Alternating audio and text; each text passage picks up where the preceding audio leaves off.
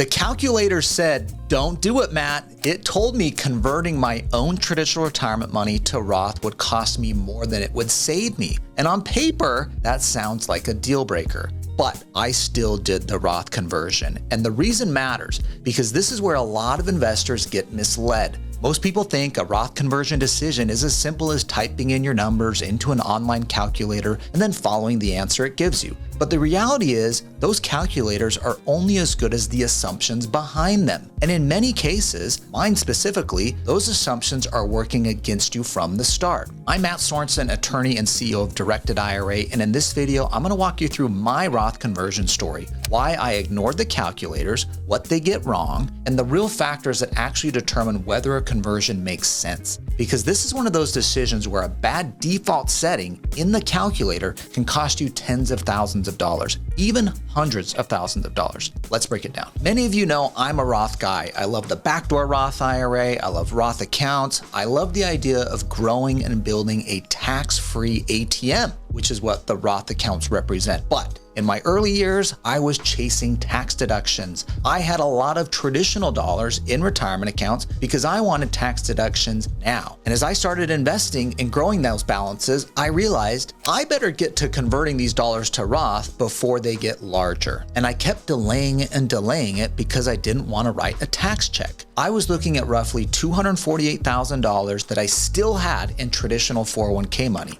And the calculator was telling me if I converted it, it would cost me $53,000. In other words, the calculators were telling me, don't convert. You're better off staying having traditional 401k dollars. The core principle when you're doing a Roth conversion is all about tax rates. Roth conversions are simply that. You're going to decide to pay taxes now on the amount of money you convert to Roth. That goes into your taxable income. You're going to get a 1099-R. It's going to be on your 1040. The trade-off, though, is when I'm drawing and pulling that money out later in retirement, as that money has grown and invested, I will not pay taxes as I pull the funds out. Because they're Roth dollars, they're no longer traditional dollars. So the real question is not, do I hate paying taxes today? The real question is, am I paying tax today at a rate that is lower than or equal to, or maybe even higher than what I'm likely to face later? Because retirement for a lot of investors does not mean low income. And that leads directly to the calculator problem. What the calculators typically get wrong is they start with bad assumptions. Most online Roth conversion calculators rely on a broad default assumption that you can change, but if you don't, it's going to completely distort the result. First, it's going to assume a current tax rate that doesn't reflect the actual marginal rate created by the conversion.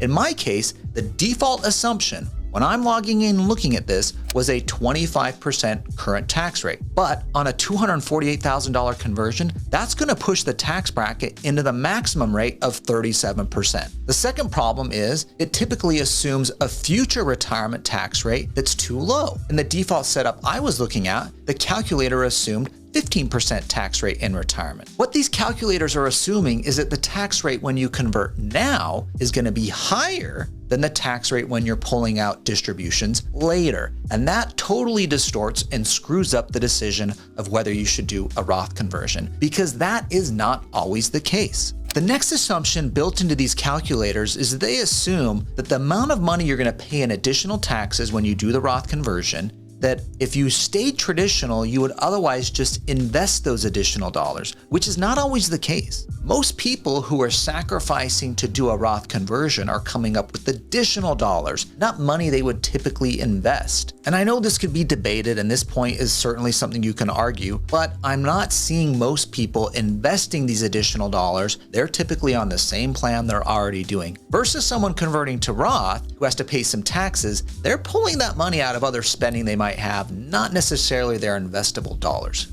And the last point that these RMD calculators are not taking into account is the flexibility and benefits of Roth accounts over traditional accounts. For example, when you hit age 73 with a traditional IRA or traditional 401k, you have to start taking required minimum distributions. When you hit age 73 with a Roth IRA, no RMDs are required. You can keep investing that money. You don't have to start pulling the money out if you don't want to. Also, the best account you could leave to your spouse or to your heirs is a Roth IRA. The next point here is something that is massive for those of you trying to leave a legacy to your loved ones. Your kids can inherit your Roth IRA when you pass away, and they can invest it for another 10 years as an inherited Roth IRA. It is very likely they will double the size of that account, which they can then take out as a distribution after 10 years entirely tax-free with twice as much money. Can they do that with a traditional account? Yeah, they could possibly double it, but they're going to be paying taxes on all of those distributions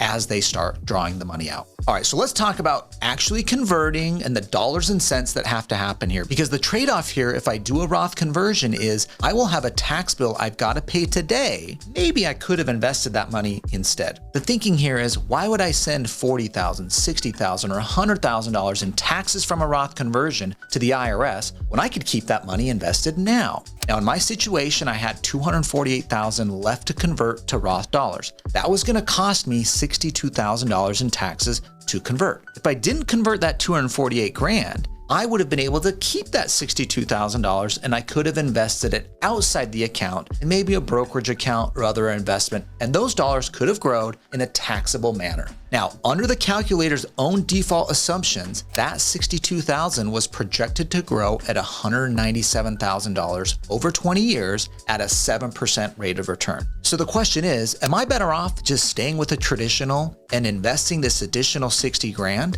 Having those dollars grow rather than converting to Roth and not having the additional $60,000 because I had to send it to the IRS? And the answer depends on multiple things. First, your time horizon. Second, the investment return on these dollars. Third, the tax drag in this taxable account. Remember, as you're making money in this account, it's going on your 1040. And then fourth, your future withdrawal tax rate from the traditional account. What will my income situation be in retirement as I'm pulling money out of this traditional account? By the way, making the most of these types of accounts is exactly why my company Directed IRA exists. We set up self-directed retirement accounts, especially Roth IRAs, the most popular account we do, that allows you to invest in assets you know and love best, whether that's real estate, private companies, or even crypto. And if you're ready to start investing your retirement dollars beyond Wall Street, there's a link in the description to book a free call with my team and get the ball rolling. Now, for those of you who still have some questions, let's get back to my Roth conversion story. The reason I ignored the recommendations from the Roth conversion calculator was my future tax picture mattered to me more.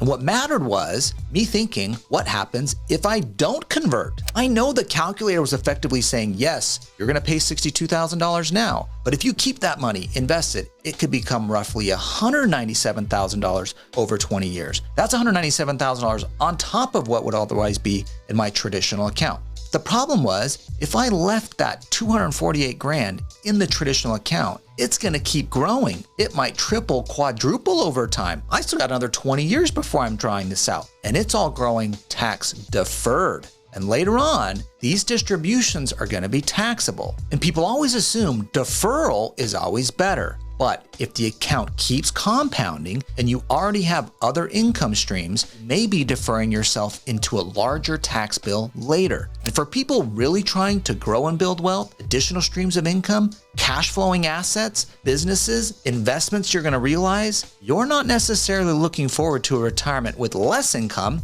You're building a retirement with more income. So here's what changed once I fixed the inputs and default assumptions. Remember, the assumptions said 25% tax rate now, 15% tax rate in retirement, 15% tax rate on the invested non-retirement dollars, and then a 7% rate of return. Now, this was me, age 45, looking 20 years until I reach age 65. The calculator told me converting was going to cost me about $53,000 after every consideration is taken into account. But I had to go in and change the assumptions. First, I stopped assuming that I'd be in a lower bracket later. I modeled 37% tax bracket now and 37% tax bracket later. I just assumed the highest tax rate. Just that change alone swung the result from losing $53,000 to being ahead by $63,000. Second, I changed the investment tax rate assumption. The default was 15%. I viewed 20% as a more realistic for investment income of substance.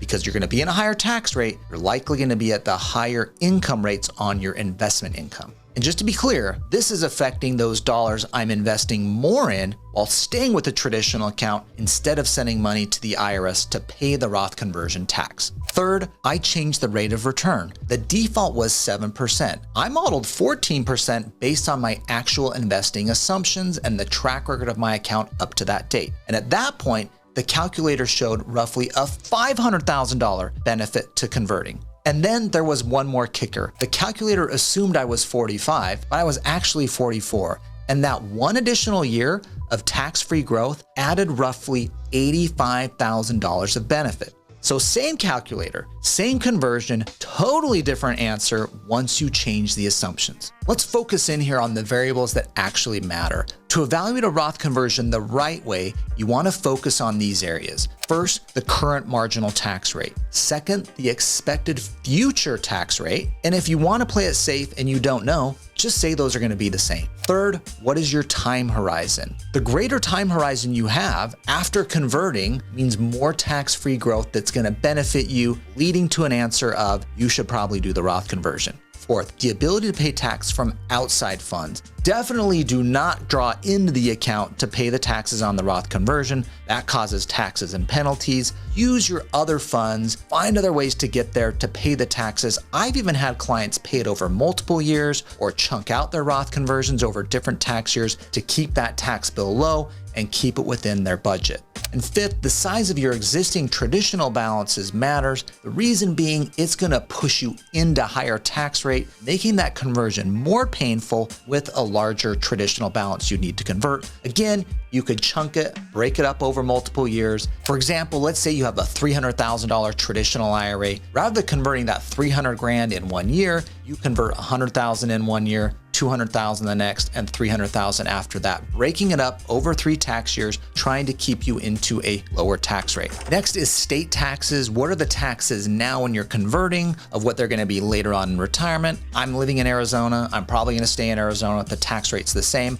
But your calculation may differ if you live in a high tax state at the time of conversion versus a no income tax state when you later are pulling the money out. That might actually lead you to say, don't convert or weigh against doing the Roth conversion. But it all depends on your specific situation. Next, Medicare and other income related thresholds. Your traditional distributions later on in retirement can push you into higher income brackets where you have to pay Medicare surcharge premiums. If you stay in lower income tax brackets, because you're taking distributions from a Roth, which are not taxable, they're not considered income, you will avoid those Medicare surcharge premiums.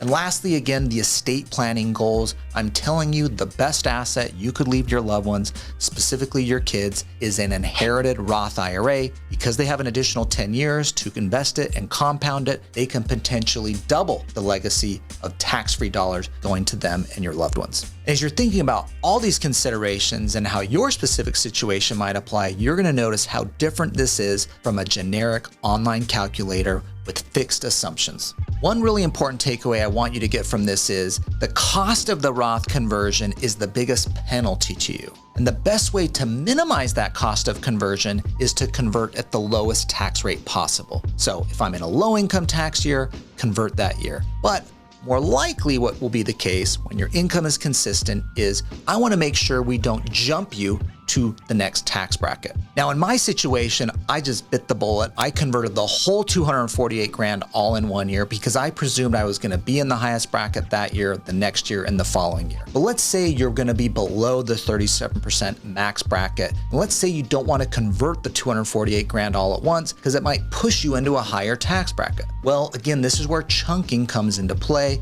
Only convert the amount that's going to fill your tax bracket that year, not push you into the next one where you're paying at a higher rate for the additional amount you're converting. And then reassess next year, again, based on your income, your deductions, and also what the market is in the retirement account balance. But decide how much to convert over time. You do not need to attack this all in 1 year. You can chunk it over different years, keeping yourself in the lower brackets and not forcing a large conversion in 1 year that's going to push you into the highest bracket? Absolutely. And where this is especially most powerful is someone making around 100 to 200 grand a year, where you can be in the 12% to 20% brackets. You're not up into the high 20s or 30% brackets yet, but if you took that full Roth conversion, yep, you're going to hit 37% possibly. Instead, what you're doing is you're chunking away maybe 75 grand, 100 grand a year, keeping you in a lower bracket, not jumping you up in 1 year to a larger bracket. And this is where some of the best Roth conversion opportunities happen, chunking and being strategic as you're converting over time. The big takeaway here is don't let a calculator make a strategic decision like this for you. And here's the bottom line. I ignored the calculators because the recommendation did not fully capture my real tax future. It captured a simplified version that was set in defaults for everyone. That is risky. You are never going to get the right answer if the assumptions are wrong. So before you let a calculator talk you out of a conversion or talk you into one, step back and say, what is the tax rate I'm really paying now? What tax rate am I likely avoiding later? Again, what's my tax rate going to be in retirement? And what happens if I do nothing? Because doing nothing is also a tax strategy. It's just not a very good one. So the lesson I want you to take from my Roth conversion story is simple. Calculators can be helpful, but they're not the decision maker. The real decision comes down to your future tax picture, your timeline, your account balances, and your goals. For some people, a Roth conversion absolutely backfires. For others, it's one of the smartest long-term tax moves they can make. The difference is not the calculator. The difference is the assumptions. If you want help building a strategy like this for your family, whether it's Roth conversions, Roth IRAs, or self-directing, my team at Directed IRA can help. We work with investors every day to establish the right type of accounts and also helping them with their Roth conversion strategies. Check out the link in the description below to book a free call and get started. And if this video helped you think about Roth conversions in a more strategic way, make sure you like the video, subscribe, and turn on notifications so you don't miss future content. I'm Mat Sorensen. Thanks for watching. I'll see you in the next one.